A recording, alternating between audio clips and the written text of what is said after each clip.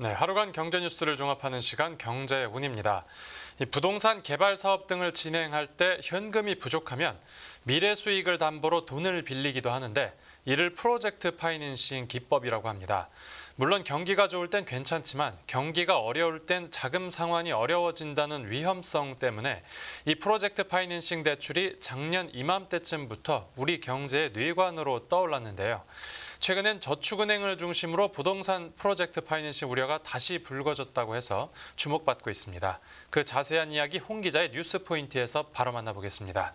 지금 홍경표 기자 자리에 나와 있습니다. 안녕하십니까? 안녕하세요. 네, 오늘 첫 번째 뉴스가 프로젝트 파이낸싱 위기 관련 내용인데 네. 먼저 금융시장 분위기부터 전해주시죠. 지난해 하반기에 부동산 PF 위기로 자금 경색, 돈맥 경화 현상이 발생했었잖아요. 당시 금리가 치솟고 기업들이 돈을 구하기 힘들어서 상당히 어려움을 겪었었습니다. 예. 또 올해 초에는 새마을금고 부동산 PF 위기로 뱅크런 우려도 불거졌었고요. 저축은행도 부동산 PF에 투자한 금액이 많았었는데 이 돈을 못 받는 비율을 뜻하는 연체율이 계속적으로 치솟아서 연말 이제 부동산 위기가 오는 것 아니냐는 걱정이 시장에서 나오고 있습니다. 네. 이 저축은행 상위 5개사의 부동산 PF 3분기 말 기준 연체율이 1년 만에 3배가 뛴 것으로 조사가 됐어요. 네. SBI, OK, 웰컴, 페퍼, 한국투자저축은행 5개사의 9월 말 부동산 PF 연체율은 6.92%로 거의 7% 가까이 올랐습니다. 예. 올해 2분기는 5%였는데 이게 더 오른 수준이죠. 올해 들어서 지속적으로 이제 상승하는 모습을 나타냈는데요. 네네. 이 부동산 PF 신용 공여액 자체는 2조 9천억 원에서 2조 8천억 원으로 소폭 줄기는 했어요. 예. 그런데 이 같은 기간 위에 그 상위 5개사의 부동산 PF 연체액은 173억 원에서 576억 원으로 증가했습니다. 이 부동산 시장이 침체가 되니까 PF 자체는 줄었는데 그 질이 안 좋아진 것이죠. 네, 이 부동산 PF 대출 전체 규모는 조금 줄었는데 네. 연체액이 늘어서 질이 안 좋아졌다. 네. 뭐 다들 어려운 상황인 건데 네. 그 중에서도 상황이 조금 더 상대적으로 심각한 저축은행 같은 경우에는 연체율이 어느 정도나 됩니까? 이게 지금 저축은행별로 PF 연체율이 치솟고 있다는 점은 공통점이거든요. 네네. 그런데 연체율이 10%에 가까워진 저축은행도 있습니다. 예. 거의 10분의 1 가까운 돈을 못 받고 있는 건데요. 네. 3분기 OK저축은행의 부동산 PF 연체율이 지금 9%에 달했고요. 한국투자저축은행도 작년 1.85%에서 6.7%로 4배 가까이 뛰었습니다. 네. 웰컴 저축은행하고 페퍼저축은행은 둘 다 연체율이 0%대였거든요. 그런데 두 저축은행 모두 연체율이 4%를 넘어섰습니다. 네네. SBI 저축은행의 부동산 PF 연체율은 6.21%로 작년에는 0.2%였는데 급증을 했고요. 근데 이 PF 위기설이 사실 네. 그 이미 작년부터 불거진 이슈 네, 아니었습니까? 맞습니다. 이게 최근에 갑자기 말씀해주신 대로 그 저축은행 PF 연체율이 갑자기 이렇게 뛴 게 특별한 뭐 이유가 있었던 겁니까? 일단 고금리 기조가 이어지면서 이제 부동산 시장 침체가 발생한 것이 이제 이어진 것이 가장 큰 요인이라고 볼 수가 있겠습니다. 네. 작년 초만 하더라도 부동산 PF 사업만 하면 뭐 떼돈을 벌 수 있다 이렇게 생각하는 사람들이 상당히 많았거든요. 지금은 부동산 투자 자금 자체를 모으는 게 상당히 어려운 상황입니다. 네. 그리고 뭐 했다고 해도 부동산 사업 자체를 끝까지 이끌어가서 분양까지 하는 게 상당히 어려워졌죠. 그리고 금리가 워낙 높다 보니까 부동산 물건도 사람들이 잘 안 사고요. 미분양이 또 급증하고 있는 추세입니다. 네. 또 우리나라 중앙은행인 한국은행이 계속 기준금리를 동결하다 보니까 이 높은 금리가 계속해서 높은 수준을 유지하고 있는 것이죠. 이러다 보니 저축은행이 이 부동산 PF 사업에 물리는, 흔히 말해 물리는 상황이 많이 발생을 했고요. 네. 또 저축은행은 이 본 PF 전에 약간 디딤돌 역할을 하는 이 브릿지론이라는 PF 투자를 상당히 많이 했었습니다. 네. 이 브릿지론 같은 경우는 토지 매입이나 인허가 단계에서 PF 투자를 하기 때문에 이게 사업 자체가 만약에 진척이 안 되면 말 그대로 좀 리스크가 큰 것이죠. 그만큼 수익이 또 크기 때문에 네. 하이 리스크 하이 리턴 사업으로 평가를 받습니다. 부동산 경기가 좋을 때는 수익을 냈지만 지금같이 부동산 PF가 안 좋을 때는 브릿지론에 투자한 저축은행이 상당히 힘들어지게 되는 것이죠. 착공 자체가 안 되면 그렇죠. 그 시작 지점에서부터 네. 이미 스텝이 꼬이는 거니까요. 네, 맞습니다. 그래서 이 저축은행 업권에서는 이 브릿지론에 대한 위험성을 인식했어요. 말씀하신 대로 착공이 안 되면 계속 물리는 거잖아요. 그래서 지금 최근에 1,000억 원대 규모의 PF 정상화 지원 펀드를 조성을 해서 예. 이 브릿지론 부실 채권을 갖다 매각을 또 하고 있습니다. 네, 그러면 당국에서도 그 지금 저축은행 PF 상황을 예의주시하고 있다라는 거죠. 네, 맞습니다. 지금 금융당국도 이제 저축은행의 PF 건전성에 문제가 없는지를 점검을 하고 있어요. 예. 금융감독원은 이달 중에 연체 채권 관리 실태 등에 대해서 이 저축은행 업권을 점검할 것이다 이렇게 또 밝혔고요. 네. 금융감독원은 저축은행 연체율은 당분간 올라갈 것이다. 뭐 이렇게 전망을 하긴 했어요. 그래서 정밀 모니터링을 통해서 이제 건전성에 이상 징후가 발생을 했을 때 필요한 대응 조치를 신속히 취할 계획이다 이렇게 밝히기도 했습니다.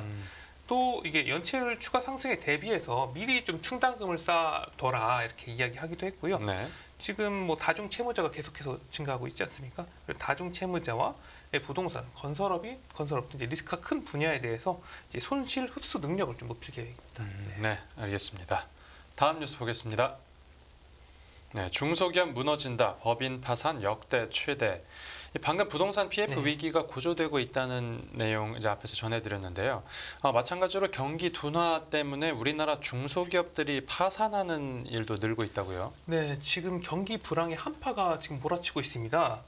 사람도 이게 한파에 동상을 입는 것은 보통 심장에서 먼 쪽이잖아요. 그러면서 조금씩 얼어붙어 가는 것인데 네.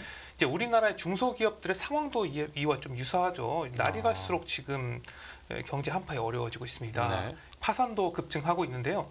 올해 10월까지 전국 법원에서 접수한 이 법인 파산 신청 건수가 1,363건으로 작년보다 66% 급증했습니다.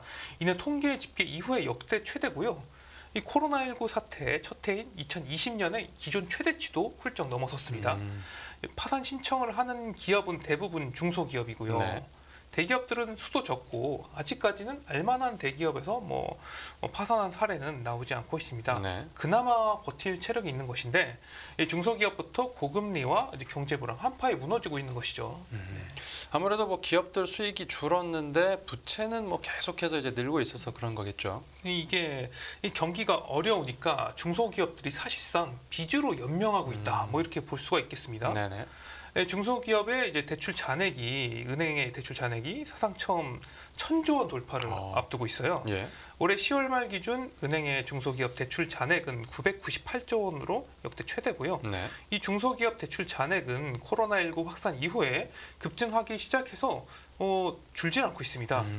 올해 10월 말 수치를 코로나19 사태 전인 4년 전 2019년 10월 말과 비교를 했을 때 이게 283조 원 증가했어요. 네.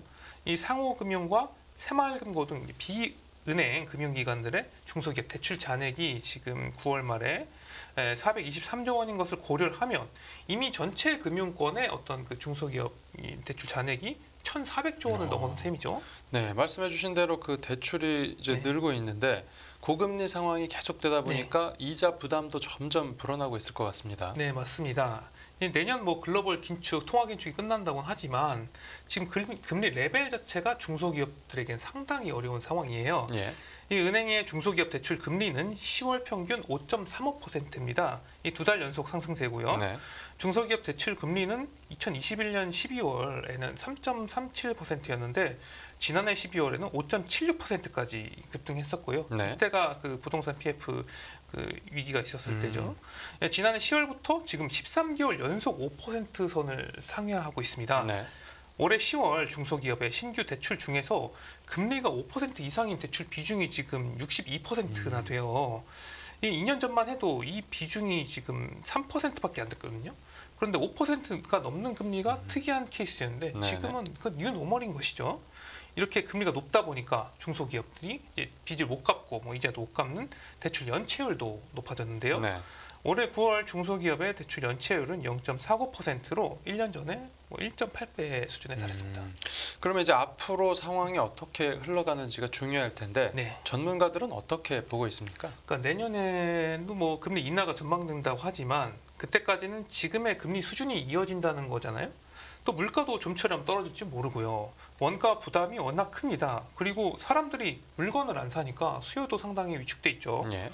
그 중소기업은 어려운 상태가 계속될 것이다. 아. 이런 전망이 시장에서 많습니다. 네. 이제 물가 때문에 이거 지원 자금을 또 투입하기도 상당히 어려운 상황이고 지금 은행이 또 대출 조이기에 나서고 있지 않습니까? 네. 뭐 가계부채나 뭐 종합적인 부채가 사상 최대를 찍으니까 이렇게 되면 중소기업들의 도산 가능성이 점차 커질 것으로 전망이 되고 있어요. 아, 이 지금과 같은 상황에서는 기업들의 옥석 가리기가 필요할 것이다. 이런 분석이 나오고 있고요. 네. 그래서 부실 중소기업 같은 경우는 이 자금 지원으로 연명하기보다는 아예 폐업을 해야 된다. 뭐 이런 이야기도 나오고 있고요. 네네. 이 잠재성은 우수하지만 단기적으로 어려운 기업들에 대한 이제 선별적 지원으로 이제 자생력을 높이는 방안이 필요하다는 게 시장에서 나오고 있습니다. 네, 알겠습니다. 다음 뉴스 보겠습니다. 네, 한화 에어로스페이스 폴란드와 K9 2차 계약. 이 세 개가 주목하는 K방산, 폴란드에서 또 한 번 낭보가 전해졌습니다. 네, 맞습니다. 러시아와 우크라이나, 뭐 이스라엘과 하마스 등 지정학적 우려가 전 세계에서 커지고 있는데요. 다시 또 유럽이나 중동 등지에서 전쟁의 소용돌이가 불어오는 것 같습니다.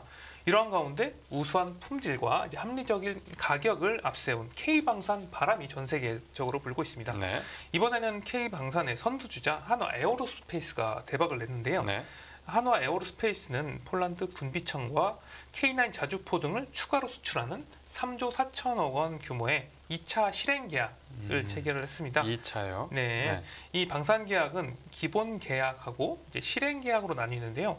이제 기본 계약 같은 경우는 수출의 대략적인 틀을 논의하는 것이고요. 네네. 이 실행 계약이 돼야 비로소 구체적인 수출 계약이 됐다 이렇게 보는 것입니다. 이번엔 건 실행 계약이라는 맞습니다. 거죠. 네.